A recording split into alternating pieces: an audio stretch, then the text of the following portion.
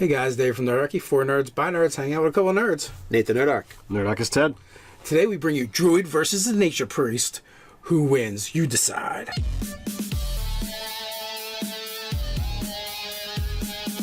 Jump down the description below where you can find Nerdarchy the newsletter, game weekly tips, as well as learn how to game with Nerdarchy. So, Nature Cleric versus the Druid. Are we No talking hearts, combat? death match to the end of battle. Could be combat, but I don't think that's where we're going with this one. I think we're going as to, which choice do you make if you're looking for that divine nature caster? Yeah, well, in your game, we have a Druid And a Nature Cleric. and a Nature Cleric. I feel like Druid kind of is like, from a mechanical standpoint and from like a player standpoint, a lot of times when someone picks Druid, they're like, I just want to turn into an animal and rip things to shreds. And that's kind of what your son wants to do. Yeah, that's the vibe I get. But why would one become a Nature Cleric, Nate? Well, okay, so I made the joke earlier. I was like, well, yeah, because I didn't want a wild shape. I didn't want to turn into anything. So I wanted to be naturey and, elven without. And I picked High Elf, so it was kind of an offbeat thing. But I chose Nature Cleric because I wanted to have more of the divine aspect and being chosen as a character rather than, I feel like Druids are like I'm just this, like I have this power, or like more like a sorcerer or wizard kind of feel to it. Like they chose how to do this and why, rather than where I feel like a divine mandate to do this. So Well, Dave, this was your video suggestion, and you were like, there's not really a huge difference between the two character types. It's like, do you want a wild shape or do you want to wear heavy armor? Kind of seems to be the... It almost, well, mechanically, yes, but it's almost like if you ever heard someone go, oh, I'm not religious, I'm spiritual, right? And the Druid is, the Druid is that guy. Right. I'm not religious, I'm spiritual. So what it actually, if you actually bust out your player's handbook, it says the cleric is the conduit or the imbued with divine magic, whereas the Druid, they're extensions of nature's indomitable will. So do you want to serve nature or do you want to serve a nature god is kind of more along the lines of the decision you're going to make. yeah, and be kind of a conduit and personal Personification? personal appearance of what that god represents.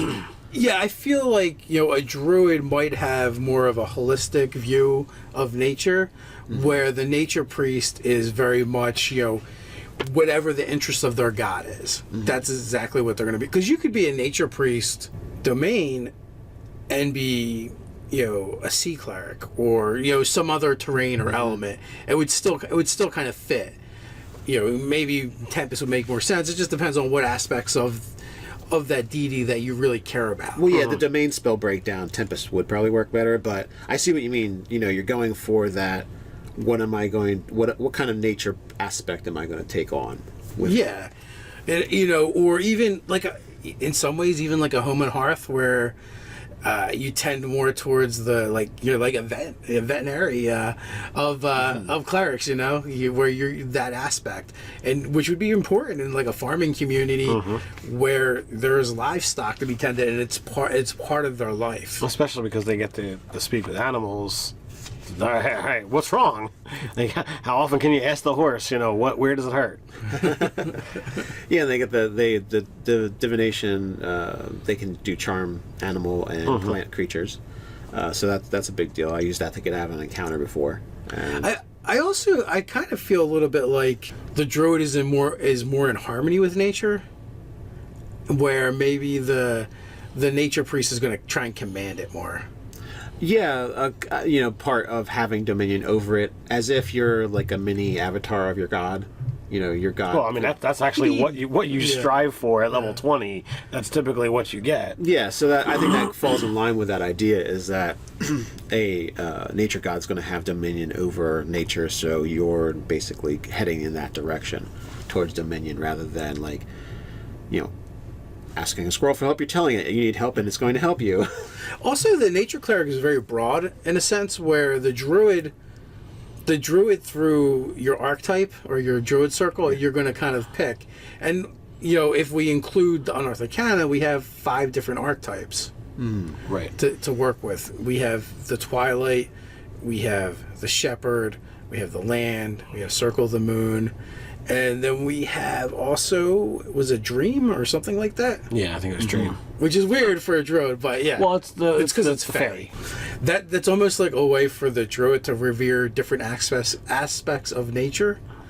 And, again, the druid traditionally in previous editions, there was a lot more of an organization that went to being a druid as well. Because they modeled it off of what was like Historical. thought to be historical. Yeah. Yeah.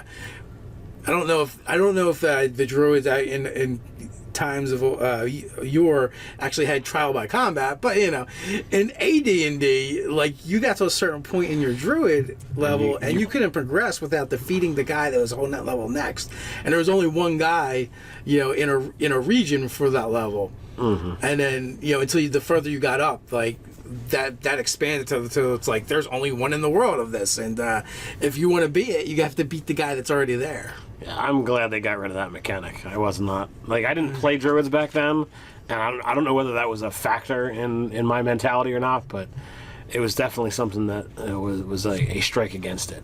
Yeah, I mean, at a certain point, like, the only guy that would be able to mentor you into becoming like the next arch druid or whatever, you're gonna eventually have to kick his ass in order to hold the title and get the level. So that was a weird Gygaxiism from AD&D. Yeah, it's where your level didn't just depend on your personal skill and experience, but also there was a hierarchy to it. So it was a bit peculiar. Now, also, I feel like druids tend to be, if you're going to have the hermit character, like, their druid is going to be more like that, where you're more likely to be an acolyte if you're a nature druid. I mean, a nature cleric. Yeah. You're going to belong to a clergy and an organization where they kind of strip that away a little bit from the druid in this edition. Now, they do have some kind of organization because they have a secret language, but like that seems like to be the only like remnant from previous editions that I can really see. And I feel that druids are more of the way they show people nature is by doing either activities or just saying like, well, it's self-evident, like, look around you, this is the teachings of what's going on in the natural world, while clerics are more like heady, I think. You're still based on wisdom, but you're more like explaining the but you're also too aspects. It's like, well, this is this way because Sylvanus made it so. Yeah, it's like it's more like includes more proselytizing than I would say any amount of druid would do. Right, well, because they just revere nature for what nature is, where your nature cleric's going to be like, they're revering in their mind the guy that made it the way it is, not so much the thing itself. They love the thing because they love the guy that made it. Or do they love the guy that made it because they love the thing? It's a big circle. It could go either way. And then also, like, the thing about the druid is weird in the sense that their weapon requirements, their proficiencies, all are kind of like symbolic. They're either symbolic or they come from nature, or there's something you would use in surviving nature. Yeah, I thought that was kind of strange that they kept the druid that way, but they did not impose that penalty on anybody else in the clerics. So, No, I mean, you think that someone that would use something symbolic and for specific purpose, or wouldn't use something as like a show of solidarity would be someone who's worshiping a god, so it kind of would make more sense to have weapon restrictions based on what they consider their deity's preferences and symbolism, rather than the druid, which would probably just be like, hey, I'm just trying to survive in the woods, someone's going to give me a metal axe, I'm going to use it. Right. Like I find it odd that they don't have a hand axe on their proficiency list, because it's just a super useful tool in the wilderness. Maybe it messes with their wild shape mojo. The thing that's interesting is it says they won't use armor or shields made of metal, but weapons they're allowed to use whatever they want. Whereas in editions in the past, they had a set of weapons, and this is the only thing they were allowed to use. Well, they only get certain weapon proficiencies. Yeah, they don't. Well, like clubs, daggers, darts, javelins. Right. Well, if I play a dwarven druid, yeah, you're going to have your. I'm going to be able to use the axe because I'm proficient with it. Yeah, it's not a restriction. It's just what they get proficiency with. Right. So I find that interesting. Whereas in the past, they couldn't use those. Yeah, things. regardless, you weren't. Regardless of what you were proficient with, you weren't going to get to use those other things. Yeah. But they kept it in the sense that they still get this weird selection of proficiencies. Yeah, that's true. That are kind of like all over the place. Like some of them Sense. like the quarterstaff, because you would use it like hiking and stuff like that, and you can just find it. Same thing with a club, you can just find it in nature. A spear is a tool for hunting. A sickle is for gathering herbs and other things. So Druid stuff, yeah. And then there's the scimitar. Because, the crescent thing. crescent moon and Yes. the crescent of the scimitar. Yeah, I feel like the sickle is the same way, even though it's, again, you can use it to harvest, but at the same time, it also is like, it has that aesthetic. It's got the aesthetic, and that's the only thing going for it, because it's not like it's a tool elsewhere. It's a sword. It's a weapon of war. That's it. So what other distinctions do we need to get into? Well, spell selection wise, the cleric's going to have open to it more dealing with things like ideas of good and evil and things like. While the nature domain adds a good amount of druid feeling and nature feeling spells. Like That's just not going to give them all. you're not going to get things like the tsunami. Like the druid is really. They say they're. I feel like that's mastery over the world when you can drop a tsunami on somebody. Yeah, well, the only thing like the cleric gets, other than that short list of spells that are kind of naturey, is if it so happens that those spells are at the same time kind of biblical, because the cleric does get a lot of those spells. I think like insect plague, Flame strike. earthquake. So they're all like all the spells that you get that seem kind of naturey are still only there because they're more biblical, and that's where they're originally drawn from. You're enacting, your God's will upon the land. Yeah, so that flows as well. While the druid's higher level spells, I feel like they just have that mastery over. Well, the bulk of all of the druid spells have to do with you're influencing animals, you're influencing plants, you're influencing the elements, where you're going to get a lot less of that with the cleric. I mean, you can kind of like pick and choose to make it feel that way, Right. but it really is like an inferior spell selection to the druid, Well, if you're going for a theme. Because the cleric is more the leader, the healer type that are supposed to be more interacty, whereas the druid is one that's used a little bit more pulled back and closer to a legitimate offensive spellcaster. The nature sorcerers. Yeah, essentially. Yeah, that probably kind of sums it up nicely. Nature sorcerers that use weird weapons and can't wear metal armor, And can shapeshift. so they're werewolves now. Werewolf nature sorcerers. With peculiarities about weapons. So what do you guys think about nature cleric versus the druid? How do you use them in your game? What distinctions do you see that we missed? Put it in the comments below. While you're at it, don't forget to like, share, and subscribe. Can tweet at us over on Twitter at Nerdarchy. You can also patronize us in a good way over on Patreon. So until next time, stay nerdy.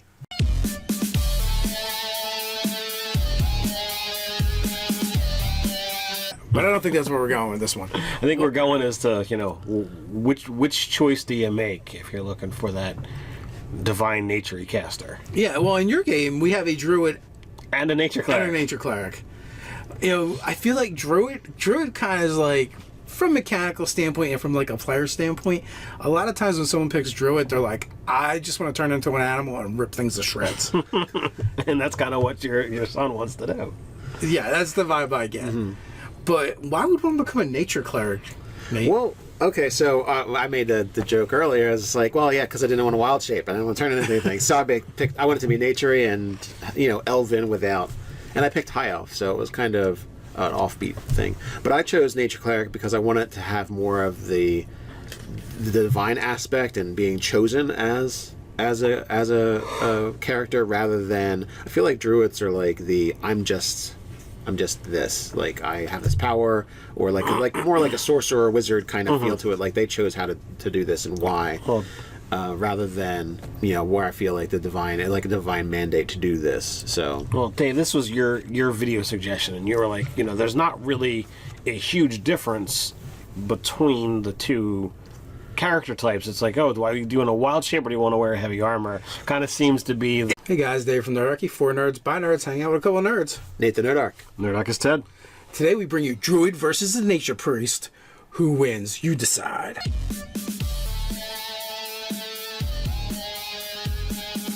Jump down the description below where you can find Nerdarchy the newsletter, game weekly tips, as well as learn how to game with Nerdarchy. So, nature cleric versus the druid. Are we No talking hards, combat? death match to the end of battle. Could be combat. Yeah. It almost well, mechanically yes, but it's almost like if you ever heard someone go, "Oh, I'm not religious, I'm spiritual," right? And the druid is the druid is that guy. Right. I'm not religious, I'm spiritual. So what it actually, if you actually bust out your player's handbook, it says the cleric is the conduit or the imbued with divine magic, whereas the druid, they're extensions of nature's indomitable